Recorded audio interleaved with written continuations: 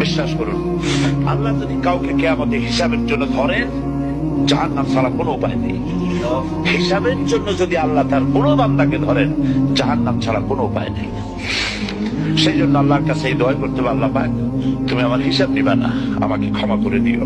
তুমি যদি কিয়ামতের দিন আমাকে প্রশ্ন করো যে যৌবন কাটাইছো কোন পথে, আমি তো যৌবন তোমার পথ রাখি নেই,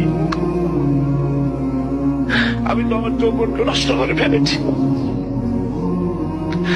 তুমি যদি প্রশ্ন করো টাকা পয়সা কামাই করেছো কোন পথে, আমি তার জবাব তোমার পথ রাখি নেই।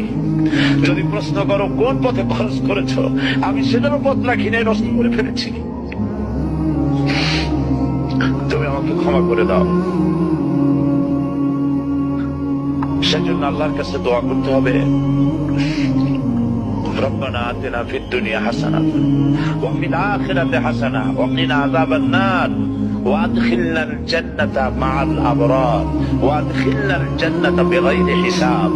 আল্লাহ, তোমার নেককার বান্দাদের সাথে আমাকে জান্নাত দিও, আর তুমি দয়া করে কিয়ামতে আমার কোনো হিসাব নিও না।